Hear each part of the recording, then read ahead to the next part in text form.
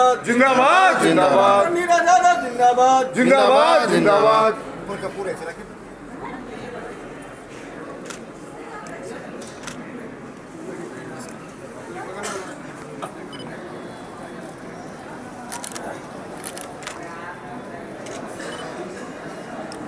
बाबू आपका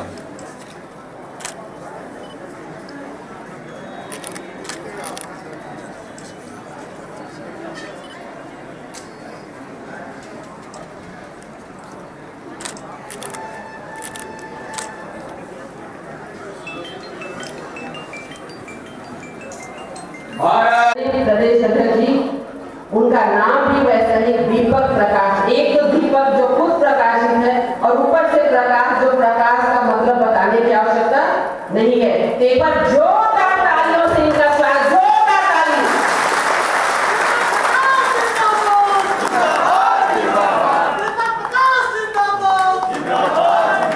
बहुत बहुत धन्यवाद। तो उनका मार्गदर्शन हम लोगों को मिलेगा। आपसे हम दो बातें कहना चाहते हैं। अभी कुछ दिन पहले हमारे आदरणीय पूर्व प्रथम मुख्यमंत्री झारखंड के और नेता प्रतिपक्ष आदरणीय बाबूलाल मरांडी जी के मुखारबिन से आप लोगों को उनका मार्गदर्शन मिला।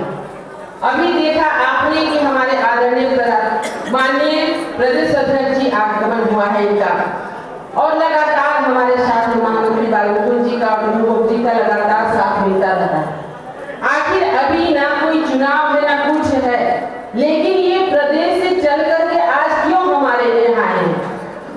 तो आपको बता दें कि आप देखते होंगे कि जब गाड़ी खड़ी रहती है तो जब उसको स्टार्ट करना रहता है तो उसको कभी ना कभी साफ करना पड़ता है, क्योंकि वो गाड़ी में जंग लगने लगता है।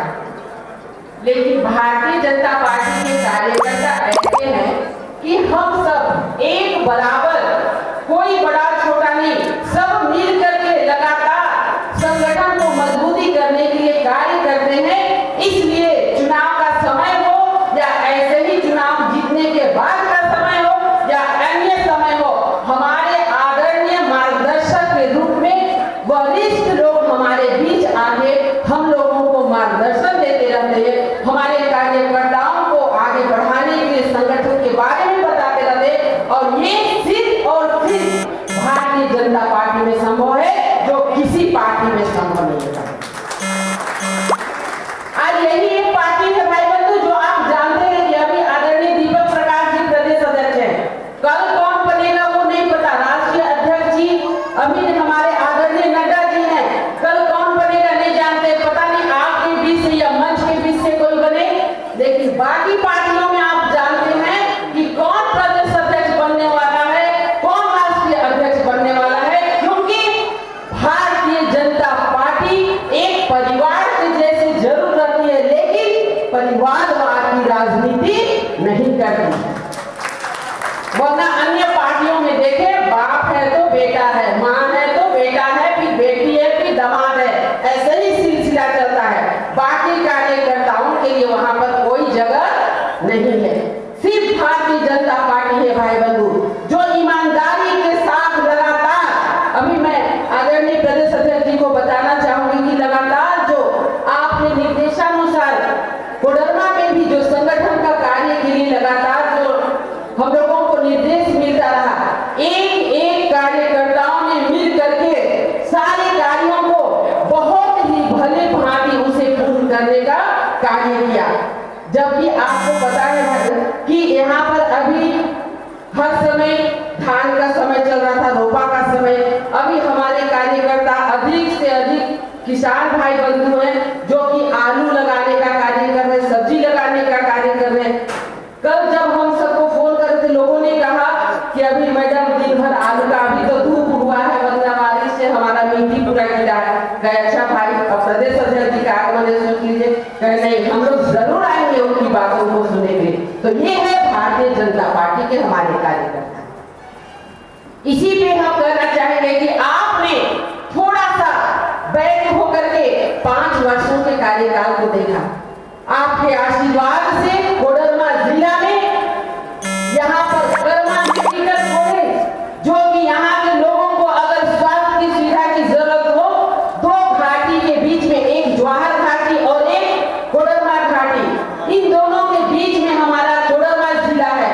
अगर किसी प्रकार की दुर्घटनाएं हो जाए तो लोगों को सीधे रांची या पटना जाना पड़ता था, जिसके लिए 3.5 घंटा मिनिमम समय लगता था। इसलिए आप लोगों के आशीर्वाद से कर्मा मेडिकल कॉलेज का शिलान्यास हुआ, जो पूर्व मुख्यमंत्री श्रीमान रघुवर दास के हाथों में हुआ था और आदरणीय प्रधानमंत्री जी नरेंद्र भाई मोदी जी के हाथों।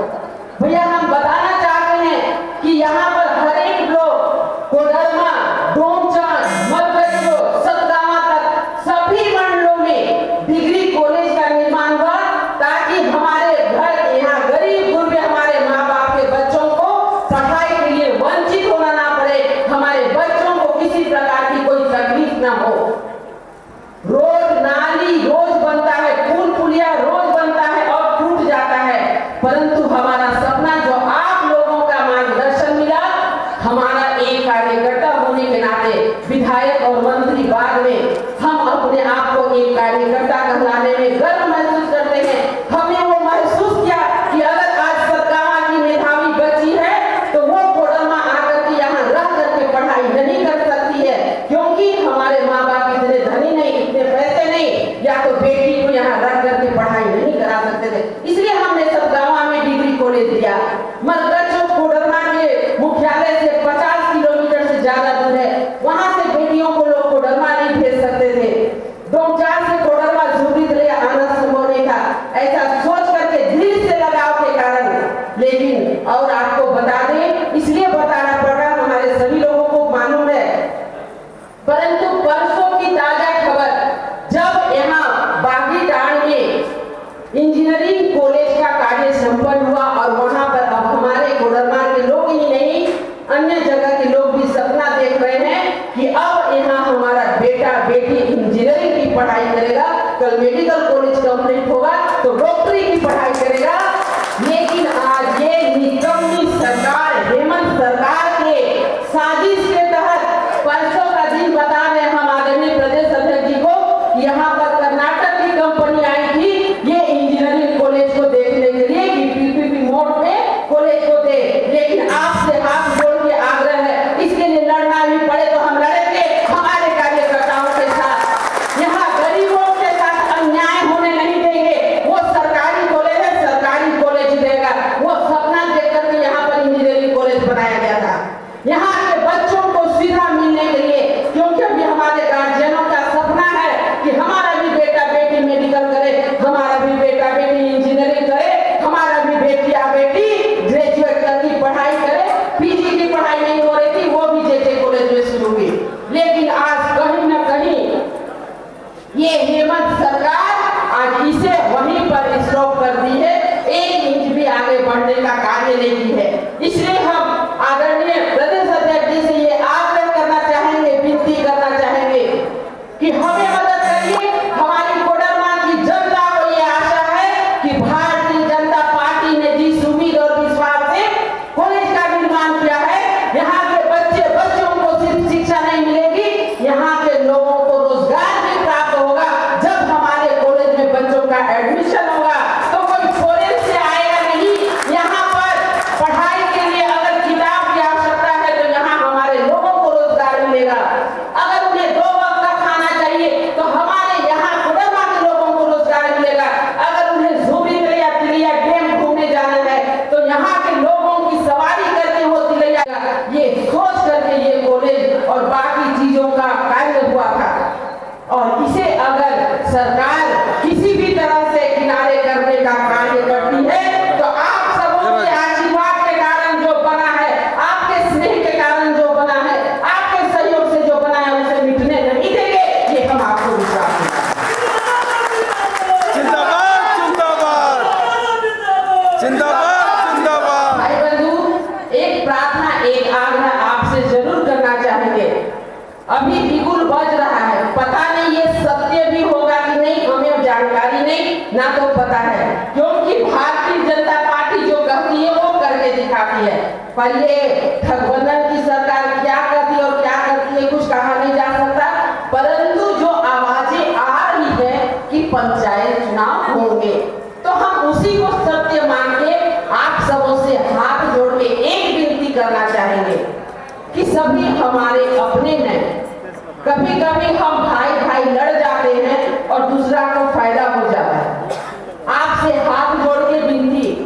वार्ड का चुनाव लड़ना हो, पंचायत समिति की लड़ना हो, जिला परिषद का लड़ना हो, मुखिया का लड़ना, या किसी का भी अगर आप चुनाव लड़ते हैं तो हाथ जोड़ की विनती, हम नहीं कहेंगे कि श्रीलाल सिंह जी आप बैठ जाइए, हम ये नहीं कहेंगे कि आप विजय दास जी आप बैठ जाइए। हम बस एक आग्रह जरूर करना चाहेंगे कि जहां पर आप चुनाव लड़ रहे हैं वहां पर आप बैठ करके बैठक कर ले, वहां से ऐसा कैंडिडेट एक को आगे बढ़ाए जो कि निश्चित रूप से चुनाव को जीते, ताकि अगर आप ज्यादा से ज्यादा चुनाव जीतते हैं, आप ज्यादा से ज्यादा मुखिया, जिला परिषद और अन्य वार्डों में आप जीत के आते हैं तो उससे पार्टी मजबूत होती है। इसलिए आपसे आग्रह, कोई भी जो भी विचार है, जो भी मतभेद है, सबको दूर कर दीजिए। अरे हम एक साथ रहेंगे, रोज लड़ेंगे, रोज मिलेंगे। घर में जब बर्तन रहता है रोज टकराता है, लेकिन रोज मिलता है, परंतु अगर हाथ से ही निकल जाए तो फिर हम आगे नहीं बढ़ पाएंगे। अभी आप देख रहे हैं 5 वर्ष चमचमाती रोड, चमचमाती हुई बिजली, पानी की सुविधा, सारी चीजें, विकास की गंगा बह रही थी। अभी देखिए 2 वर्ष भी नहीं हुए हैं, कहते हैं ना कि पूत के पाँव पालने में नजर आते हैं। अब तो पूत भी बड़ा हो चुका, 2 साल होने को चला, लेकिन देख लीजिए कोई भी विकास का कार्य दिख रहा है क्या? कहीं भी बता दीजिए, कहीं पर नहीं है। हमारे समय में रोज नियुक्तियां होती थी, हर घर में एक नौकरी होती थी। अभी आप देख लीजिए तो बहुत कुछ कहने की आवश्यकता नहीं, आप खुद समझदार हैं। लेकिन आग्रह पूर्वक ये कहना जरूर चाहेंगे, अगर आप जगह पे रहेंगे भाई बंधु, तो वहां पर अपनी नीतियों को वहां पर बोल सकते हैं, लागू करा सकते हैं, और आप भी वहां आगे में बात, अभिभावक जैसे सभी अभिभावकों से एक ही आग्रह, हम खूब लड़ेंगे, बाद में लड़ेंगे, लेकिन चुनाव के समय हम सिर्फ और सिर्फ अपने कार्यकर्ताओं को आगे बढ़ाने के लिए लड़ेंगे, ताकि हमारा कार्यकर्ता हर हाल में वहां से सीट निकाल के ही आए। बहुत कुछ न कहते हुए, चूंकि हमें आदरणीय प्रदेश अध्यक्ष जी के मुखारबिंद से सुनना है, टाइम भी बहुत हो चुका है, तो बहुत बात न करते हुए आपसे एक ही आग्रह कि जो संगठन के कार्य होते हैं, संगठन का जो आदेश और निर्देश मिलता है, उसे हम एक कार्यकर्ता के नाते लगातार सुई धागा आप देखेंगे कि सुई धागा एक दूसरे को जोड़ने का कार्य करती है। माला आपने देखा है, ये जो माला है, ये माला के अंदर ये धागा है, ये धागा जब तक नहीं मजबूत होगा, ये माला की खूबसूरती नहीं होगी। ये धागा हम और आप है, ये माला को इतना मजबूत बनाना है कि हम संगठन भारतीय जनता पार्टी को आगे बढ़ाएं। बहुत कुछ कहते हुए आप सबको पुनः नमस्कार करते हुए अपनी वाणी को विराम देती हूँ। धन्यवाद, नमस्कार।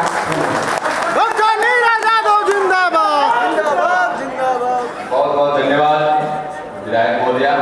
अब माता की वंदे वंदे भारत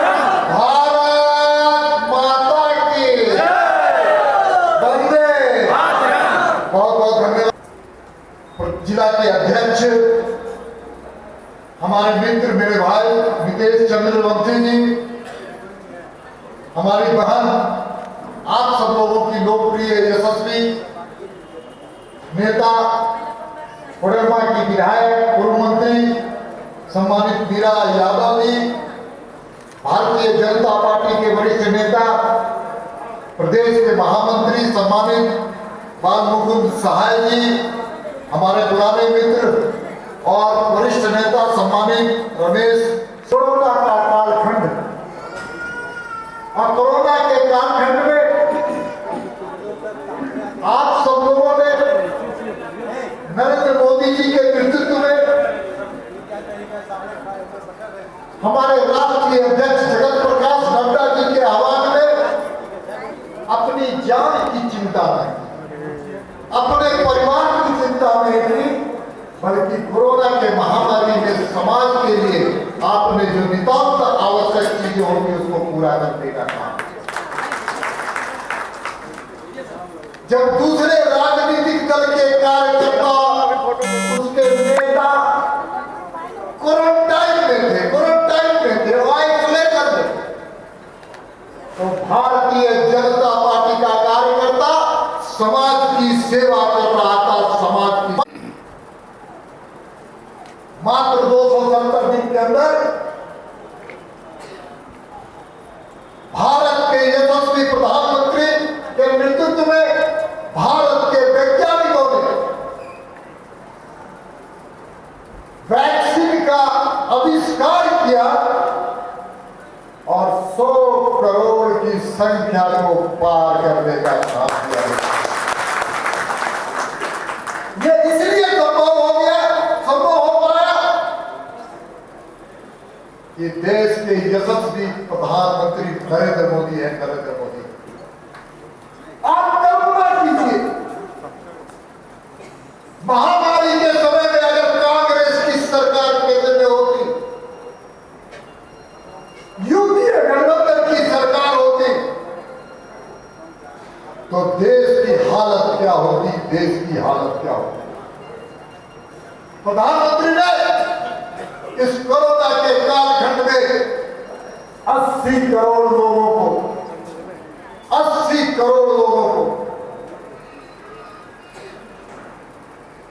20 महीने तक 5 किलो अनाज देने का काम किया। ये प्रधानमंत्री नरेंद्र मोदी ने वैक्सीन में रिकॉर्ड, गरीब कल्याण योजना डीबीटी के माध्यम से महामारी में वृद्धों के पास, महिलाओं के पास, किसानों के पास सीधा पैसा दे करके उसके जीवन में जो संकट आया उससे निजात पाने का काम में कर सकता है, तो नरेंद्र मोदी कर सकते हैं। नरेंद्र मोदी इस मंच से मैं खड़ा होकर के अब मैं साफ से कह सकता हूं कि भारत के प्रधानमंत्री, इस देश के प्रधानमंत्री ने देश का मान और सम्मान और स्वाभिमान पूरे दुनिया में डंका बजाने का काम किया। हेल्थ ऑर्गेनाइजेशन WHO ने भारत के प्रधानमंत्री की प्रशंसा की। अब WHO ने रिपोर्ट किया कि दुनिया के कई देश के राष्ट्र अध्यक्षों को नरेंद्र मोदी से सीख लेना चाहिए। कि भारत जैसा विशाल देश और उस विशाल देश में किस प्रकार से महामारी लड़ने का अगर कोई वादा रख सकता है तो नरेंद्र मोदी रख सकते हैं। WHO का रिपोर्ट है, वर्ल्ड हेल्थ ऑर्गेनाइजेशन। दुनिया के कई राष्ट्रीय अध्यक्षों ने नरेंद्र मोदी जी की प्रशंसा की और उनके अनुभवों को लेकर के अपने देश में कोरोना की लड़ाई लड़ने का भी संकल्प हुए। यह देश के प्रधानमंत्री नरेंद्र मोदी ही। इतना ही नहीं, ब्राजील के प्रधानमंत्री ने तो यहां तक कह दिया नरेंद्र मोदी जी को कि नरेंद्र मोदी बजरंगबली है। बजरंगबली जो महामारी के शत्रु नाशक के रूप में दुनिया में उभरे। अभी मैं 2 दिन पहले माइक्रोसॉफ्ट का राजा किंग बिल गेट्स के नाम को आप जानते हो, और बिल गेट्स का रिपोर्ट आया दुनिया के सामने। और बिल गेट्स ने क्या कहा अपने लेख में कि भारत और भारत के प्रधानमंत्री ग्रामीण क्षेत्र में रहने वाले सब लोग बधाई के पात्र हैं कि भारत एकमात्र ऐसा देश है जो दुनिया को सिखाने का काम किया कि कोरोना की लड़ाई कैसे लड़ी जाती है। इसलिए बात है, इसलिए मैं आप सब लोगों के पास अभिनंदन करने के लिए आया। और आपका अभिनंदन में आप हैं तो आपके लिए 10 मिनट का काम है कि आप 27% पिछड़े जाति का आरक्षण मिले, इसके लिए प्रावधान आप कीजिए। और अगर हेमंत सोरेन नहीं कर रहे हैं तो आप सरकार से बाहर रहिए, सरकार से समर्थन वापस लीजिए। मीठा मीठा का पीता पीता